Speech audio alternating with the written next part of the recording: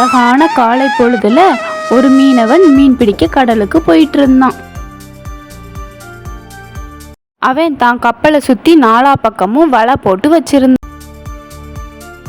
அந்த வலையில கடல்ல உள்ள மீனை சாப்பிட வந்த ஒரு பறவை மாட்டிக்கிட்டு தன்னை யாராச்சும் காப்பாத்துங்கன்னு அது ரொம்ப கத்தி கத்தி கதறிச்சு.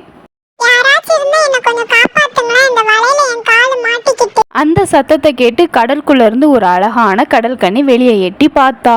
என்ன, ஏதோ ஒரு பறவை குரல் என்னவா இருக்கும் அப்படின்னு அவ அந்த பறவை பேசுறத கேட்க ஆரம்பிச்சா. பறவை பேசுனதெல்லாம் கவனிச்சுக்கிட்டே இருந்த அந்த கடல் கன்னி, நான் உனக்கு உதவி பண்றேன், நீ எதையும் நினைச்சு கவலைப்படாத பறவைன்னு அதுக்கு ஆறுதல் சொன்னான். நீ எப்படி இதுல மாட்டிக்கிட்ட, என்ன ஆச்சு, எதை நினைச்சு கவலைப்படாத, நான் கண்டிப்பா காப்பாத்துறேன் அப்படின்னு சொன்ன மாதிரியே அந்த பறவையை காப்பாத்திட்ட கடல் கன்னி. இதெல்லாம் தூரத்துல இருந்து பார்த்துட்டு இருந்த அந்த மீனவன், நம்ம வலையில அழகான ஒரு பறவை மாட்டிச்சு, ஆனா அதை யாரு காப்பாத்துனா அது கடல் கன்னி மாதிரி இருந்துச்சுன்னு பார்த்தான். அந்த பறவை கிட்ட போறதுக்குள்ள கடல் கன்னி பறவையை காப்பாத்திட்டு உள்ள போயிட்டு பறவையும் பறந்து போச்சு. மீனவனுக்கு ஒண்ணுமே கிடைக்கல. ஆனா அது கடல் கன்னின்னு நல்லா தெரிஞ்சுக்கிட்டான். எப்படியாச்சும் இந்த கடல் கன்னியை நம்ம பிடிச்சே ஆகணும்னு கப்பல்ல இருந்த ஃப்ரெண்டு கிட்ட சொல்ல ஆரம்பிச்சான். நண்பா, இந்த பகுதியில கடல் கன்னி இருக்காத நான் பார்த்தேன், கண்டிப்பா நம்ம அதை பிடிச்சே ஆகணும், அதை பிடிச்சு நம்ம வித்தா நமக்கு நிறைய பைசா கிடைக்கும், என்ன சொல்ற நீ அப்படின்னு தான் நண்பன் கிட்ட அவனோட ஆலோசனைய சொல்லி பகிர்ந்துகிட்டான். நண்பனும் அவன் சொல்றதுக்கு சரின்னு சொன்னாங்க. அடுத்த நாள் விடிஞ்ச பிறகு அவங்க நீர்மூழ்கி கப்பல் எடுத்துட்டு உள்ள கடல் கன்னி இருக்கான்னு பாக்குறதுக்காக அவனும் அவன் நண்பனும் போனாங்க. அன்னைக்கு கடல் கன்னிகள் எல்லாம் சேர்ந்து பேசிட்டு இருக்கிறத அவங்க பார்த்தாங்க. மறுபடியும் அடுத்த நாள் போகணும்னு முடிவு எடுத்தாங்க. அடுத்த நாளும் போனாங்க. அந்த கடல் கன்னிகளை உள்ள வச்சே பிடிச்சிடணும்னு அங்கேயே வலைய போட்டு பிடிச்சு தான் கப்பலுக்கு அவங்க கொண்டு வந்தாங்க. இந்த கடல் கன்னியை மட்டும் வித்தா நமக்கு செம ரேட்டு போகும், அதை நல்லா ஞாபகம் வச்சுக்கோ, இதை எப்படியும் தப்பிக்க விட்டுறக்கூடாது. இது நமக்கு கிடைச்ச தங்க புதையல் மாதிரி, இங்க கடற்கன்னி இருக்குன்னு யாருக்குமே தெரியாது. இவங்க பேசுறதெல்லாம் வானத்துல இருந்து பார்த்துட்டு இருந்த அந்த பறவை,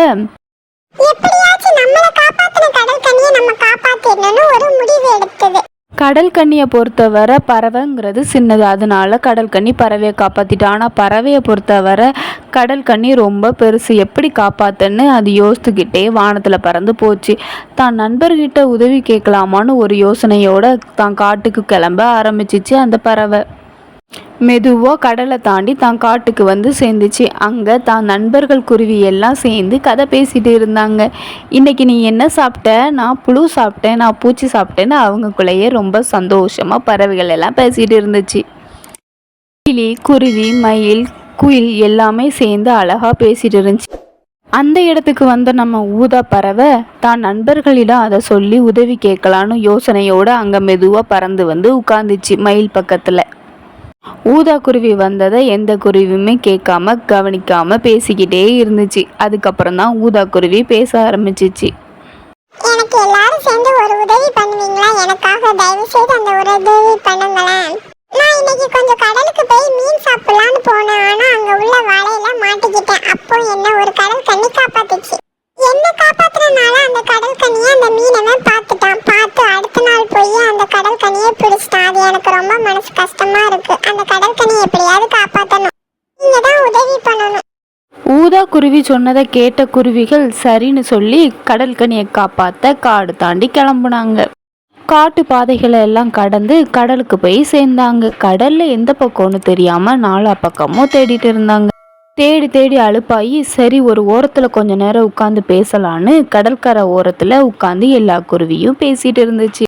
அப்பந்தான் ஊதா குருவி கடல்ல என்ன நடந்துச்சுங்கிறத தெளிவா எல்லா குருவிக்கும் சொல்லிச்சு. அதை பார்த்து எல்லா குருவியும் ஆச்சரியப்பட்டுச்சு. கொஞ்ச நேரம் பேசிட்டு இருந்துட்டு சரின்னு அந்த கப்பலை அவங்க பார்த்தாங்க. அங்க போய் கடல் கன்னியை தேட ஆரம்பிச்சாங்க. இந்த கப்பல் தான், எனக்கு நல்லா ஞாபகம் இருக்கு, இங்கதான் அந்த கடல் கன்னியை பிடிச்சி அந்த கப்பல்காரன் கொண்டு போனோம், எனக்கு நல்லா ஞாபகம் இருக்குன்னு ஊதா குருவி சொல்லிச்சு. கப்பலை சுத்தி பறவைகள் எல்லாம் கடல் கன்னியை தேடி பார்த்துட்டு காணும்னு சொல்லி மறுபடியும் வீட்டுக்கு போக ஆரம்பிச்சிச்சு. கடலை தாண்டி எல்லா குருவிகளும் வீட்டுக்கு போகும்போது தான் அவங்களுக்கு ஒரு ஞாபகம் வந்துச்சு. பறவைகளோட நண்பர்கள் ஃபேரி டெய்ல்ஸ்னு ஒரு பறவை உண்டு. அது பறவை இல்லை, பறவை மாதிரியே இருக்கிற அழகான பொண்ணு. அங்கே போய் பார்க்கலான்னு எல்லா குருவியும் முடிவெடுத்து ஃபேரி டெய்ல்ஸை பார்க்க போனாங்க. ஃபேரி டெய்ல்ஸில் நடந்த எல்லா கதையும் ஊதா குருவி சொல்லிச்சு. இதெல்லாம் கேட்ட ஃபேரி டெய்ல்ஸ் ரொம்ப ஆச்சரியத்தோட பார்த்துக்கிட்டே இருந்தா. அதுக்கப்புறம் ஃபேரி டெய்ல்ஸும் பேச ஆரம்பிச்சா. சரி, நான் உங்களுக்கு உதவி பண்ணுறேன், என்னால் என்ன முடியுமோ அது கண்டிப்பாக நான் உங்களுக்கு உதவி பண்ணுவேன்னு அந்த ஃபேரி டெய்ல்ஸ் பறவைகள் கிட்ட சொல்லிட்டு இருந்துச்சு.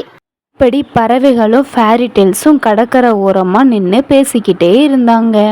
மீனவன் அந்த கடல் கன்னியை பத்திரமா தான் வீட்டுக்கு கொண்டு போயிட்டான். அங்கே ஒரு பானைக்குள்ளே தண்ணி போட்டு அந்த கடல் கன்னியை பத்திரமா பார்த்துக்கிட்டான். அது மட்டும் இல்லாமல் அந்த கடல் கன்னியை பார்த்து, இங்கே இருந்து நீ எங்கேயும் தப்பிச்சு போக முடியாது, இனிமே உன்னை வித்து நாங்க பைசா வாங்கிடுவோம், சரியா? இங்கிருந்து தப்பிச்சு போகணுங்கிற எண்ணத்தை மறந்துரு. இதையெல்லாம் கேட்டுட்டு இருந்த கடல் கன்னி, நான் என்ன தப்பு பண்ணேன், எதுக்காக என்ன பிடிச்சிட்டு வந்து தண்டிக்கிங்க? தயவு செய்து என்னை விடுங்க, நான் நீங்கள் என்ன கேட்டாலும் உங்களுக்கு தரேன், தயவு செய்து என்னை விடுங்க ப்ளீஸ் அப்படின்னு மீனவன் கிட்ட ரொம்ப கெஞ்சி கேட்டுக்கிட்டா.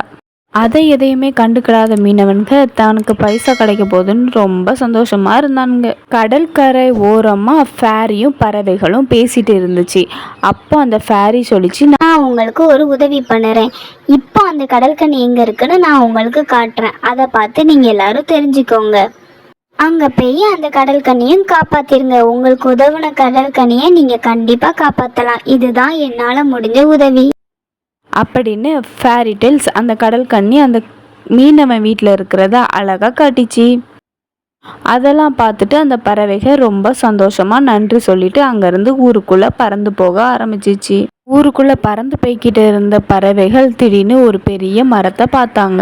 அந்த பறவைகள் அந்த மரத்தை நோக்கி போக ஆரம்பித்தாங்க. ஏன்னா அந்த மரத்து கீழே அந்த கடல் கன்னியை அந்த மீனவன் எடுத்து வச்சிருந்தான்.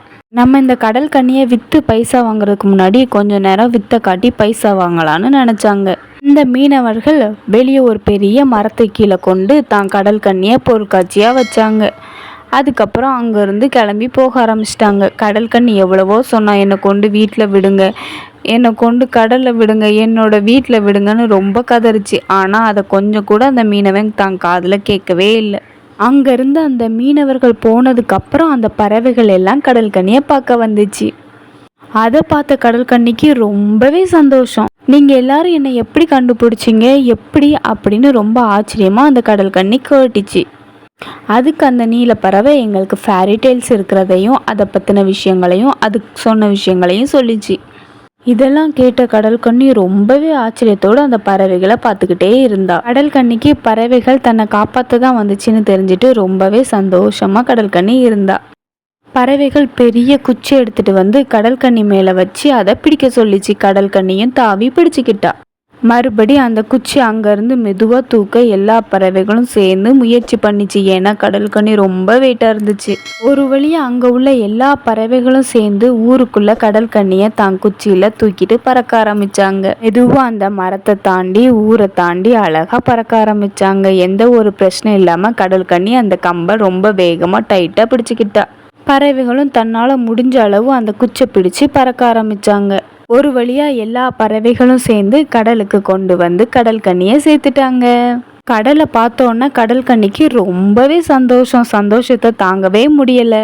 அதுக்கப்புறம் கடல் கன்னி அங்கே உள்ள எல்லா பறவைகளுக்கும் ரொம்ப நன்றி சொல்லிச்சு. பறவைகளும் ரொம்ப நன்றி, நீ என்னை காலையில் காப்பாற்றினல்ல.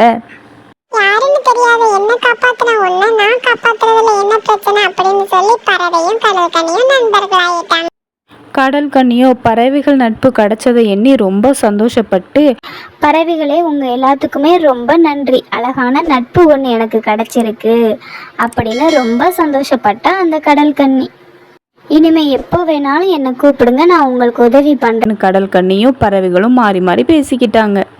அதுக்கப்புறம் காட்டில் பறவைகள் எல்லாருமே ரொம்ப சந்தோஷமாக வாழ ஆரம்பித்தாங்க. கடலில் கடல் கன்னிகளும் ரொம்ப சந்தோஷமாக நீச்சல் அடித்து ஜாலியாக விளையாட ஆரம்பித்தாங்க. இப்படி பறவைகளும் கடல் கன்னிகளும் நட்பு ரொம்ப சந்தோஷமாக முடிஞ்சிச்சு. இப்படி மாரல் ஸ்டோரிஸ் கேட்கணும்னா எங்க சேனலை லைக் பண்ணுங்க, சப்ஸ்கிரைப் பண்ணுங்க, பெல் பட்டனை கிளிக் பண்ணுங்க. இப்படி நிறைய ஸ்டோரிஸ் வரும். பை.